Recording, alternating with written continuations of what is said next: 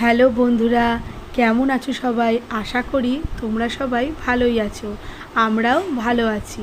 আমার আরেকটি নতুন ব্লগে তোমাদের সকলকে অনেক অনেক স্বাগত জানাই। আজ 15 তারিখ রবিবার। সকাল থেকেই প্রচণ্ড বৃষ্টি শুরু হয়েছে, যার কারণে আমার কিন্তু কাজের লোক কেউই আসতে পারেনি। তবে অনেকটা গরমের পর এই বৃষ্টিটা কিন্তু বেশ ভালোই লাগছে। দেখো গাছে কি সুন্দর ফুল ফুটেছে। সম্ভবত এই গাছগুলির নাম অ্যাডিনিয়াম। আর সোনু খুবই ভালোবাসে গাছ লাগাতে। এই দেখো ছোট্ট একটা তরমুজ হয়েছে আমার টবে। আরও কিন্তু অনেক ফলের বীজ এই টবে পুঁতে রেখেছে। দেখো কালকে রাতের কত বাসন পড়ে আছে। খুব তাড়াতাড়ি এগুলো সব কাজগুলো সেরে ফেলতে হবে। আমার ফ্ল্যাটের পিছনে অনেক ধরনেরই কিন্তু গাছ আছে। বেল গাছ, নিম গাছ, আরও অনেক ধরনের গাছ। এবার আস্তে আস্তে ঘরটা আমি ঝাড় দিয়ে পরিষ্কার করে নেব। তারপরে আরও অনেক কাজ আছে, সেগুলোও কিন্তু তাড়াতাড়ি করে আমাকে সেরে ফেলতে হবে।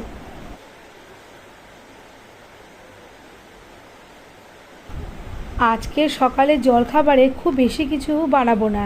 এই নিয়ে নিয়েছি একটু আতপ চাল, একটু সিদ্ধ ভাত করব, আর করব একটু আলু ভাজা। ঘি দিয়ে গরম গরম ভাত আর আলু ভাজা খেতে কিন্তু বেশ লাগে।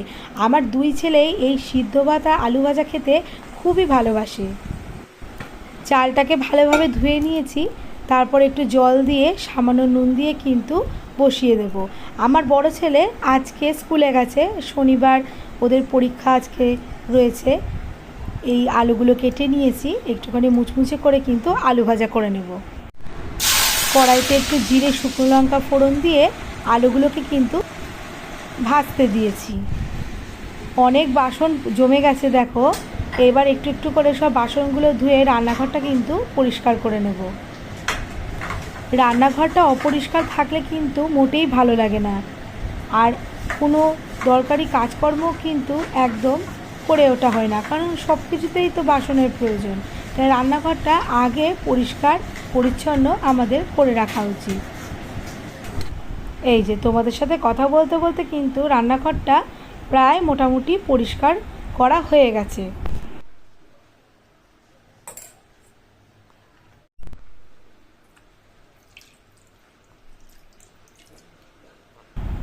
ফ্রিজে ছিল বলে পনিরটা একটু শক্ত হয়ে গেছে, তাই জল দিয়ে ভিজিয়ে রাখলাম।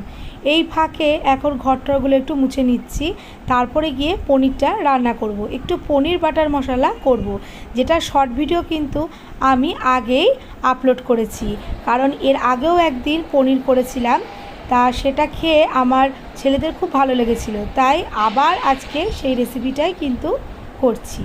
আর অনেক জামা কাপড় জমে গেছে জানোই, বর্ষাকালে কিন্তু চট করে জামা কাপড় শুকোতেও চায় না, তাই মোটামুটি যেটুকু শুকিয়েছে সেগুলো সব ভাঁজ করে এখন রেখে দিচ্ছি। বাকি কাজগুলো সেরে আমি কিন্তু পনির বাটার মশলা রেডি করে ফেলেছি। একটুখানি কিন্তু আমি থিকনেসটা রাখিনি, একটু পাতলা করেই করেছি, কারণ হচ্ছে এই ঝোলটা দিয়ে ওরা কিন্তু ভাত খেতে খুবই ভালোবাসে। ওপরে একটু কস্তুরি মেথি দিয়ে দিয়েছি, তার জন্য কিন্তু খুব সুন্দর একটা গন্ধ আসছে, আর ফ্লেভারটাও কিন্তু খুব ভালো হয়েছিল। চলো এবার যাই আমার ছোটোবাবুকে খাওয়াতে নিয়ে বসি। আর এইভাবে পনিরটা করলে কিন্তু স্বাদটা তো একটু অন্যরকম হয়ই, বলতে গেলে পুরোই অন্যরকম হয়, কিন্তু পনির কিন্তু যে সফটনেসটা সেটা কিন্তু আরও বেশি হয়। দেখো আমার ছোটোবাবুর কি ভালো পছন্দ হয়েছে। পনিরটা দেখা একটু। পনির রান্না হলে আমার দুই ছেলের আর কিচ্ছু চাই না, শুধু পনির আর ভাত, যেমন মনে হচ্ছে মাংস আর ভাত খাচ্ছে। আর কোনো কিছুই কিন্তু ওরা দিলে একদম খেতে চায় না। আজ সারাদিন ধরেই কিন্তু বৃষ্টি হয়েই যাচ্ছে। আমার বড় ছেলে স্কুল থেকে চলে এসেছে পরীক্ষা দিয়ে। আজকে ওদের লাস্ট পরীক্ষা ছিল, ইংলিশ লিটারেচার ছিল। এই পরীক্ষাটা কিন্তু আগে হওয়ার কথা ছিল, কিন্তু স্ট্রাইকের কারণে সবার শেষে হয়।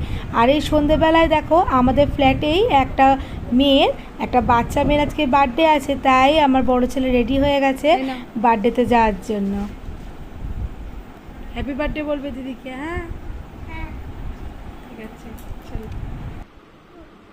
আটো উড়িং পেলো উড়ি জিরাফ পেল, জিরাফ, ওই জিরাফ, জেড পা জিরাফ, ওই জিরাফটা, সেই জিরাফটা বসছে, তারপরে ওই জিরাফটাকে একটা চাকু এসে কেটে দিয়ে বিক্রি করে দিয়েছে। আর সব পরের দিন সকালে ঋষি আর সোনু মিলে দেখো কি গল্পটাই না শুরু করেছে। ওর বাবা অনেক বাজার নিয়ে এসছে, মাছ টাছও নিয়ে এসছে। আমাদের 11 দিন ধরে ওষুধ চলছিল, তারপরে কিন্তু আজকে আমরা একটুখানি মাছ মুখ করছি। আমার জ্যাঠা শ্বশুরের ছেলে মারা গিয়েছেন, তার জন্য কিন্তু আমাদের 11 দিন ওষুধ ছিল। এসে দেখো রুই মাছ, চিংড়ি মাছ আর এই চিকেন একটু ম্যারিনেট করে রেখে দিয়েছি। আছে কিন্তু টক দই দিয়ে একটু ম্যারিনেট করেছি। এতে কিন্তু মাংস খেতে খুব সুস্বাদু হয় আর বেশ নরমও হয়। আর বিস্কুট কিছু তো ঘরের জন্য লাগেই, মিষ্টি, দই, ক্রিম বিস্কুট, বাচ্চারা টিফিন নিয়ে যায়, অনেক কিছুই কিন্তু ওর বাবা আজকে নিয়ে এসছে। এটা হচ্ছে পতঞ্জলি ক্রিম ফিশ, এটা খেতে খুবই সুন্দর লাগে। আর কখনো কখনো ওর বাবাও কিন্তু ডিউটিতে একটু নিয়ে যায় পন্ডস পাউডার, একটু ময়দা, সুজি। অনেক দিন ধরে ওর বাবা একটা তাল নিয়ে এসছে, সেটা আর করে ওঠা হয় না, তাই ভাবছি আজকে একটু তালের বড়া করতেই হবে। তার জন্য কিন্তু আমি বলে দিয়েছিলাম 2 প্যাকেট সুজি আনতে, সবই দেখি মোটামুটি গুছিয়েই নিয়ে এসছে। আরও কিছু আছে, একটু ঘি, গরম মশলা ও পন্ডসের ক্রিম, সম্ভবত এটা পাউডারের সাথে মনে হয় ফ্রি দিয়েছে।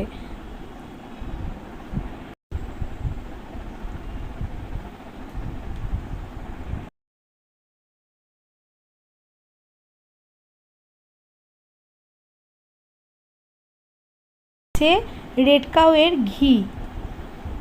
আর তোমাদেরকে একটা বিশেষ জিনিস দেখাবো, দাঁড়াও, আগে এগুলো আমি একটুখানি নামিয়ে নিই, তারপরে তোমাদের সেই জিনিসটা দেখাবো। আছে আতপ চাল, এই দেখো সেই জিনিস। এইটা হচ্ছে চালের ড্রাম, আর ভেতরে আর একটা ছোটো ড্রাম আছে, সেটা হচ্ছে আটা রাখার জন্য। আর বলো না, ইঁদুরের এত উপদ্রব বেড়েছে যে প্লাস্টিকের ড্রামগুলো একদম কেটে দিচ্ছে। কি জানি কি যে হবে, তাই ওর বাবা এই 2টো ড্রাম নিয়ে এসছে, একদম লাইফ টাইম কিন্তু চলে যাবে।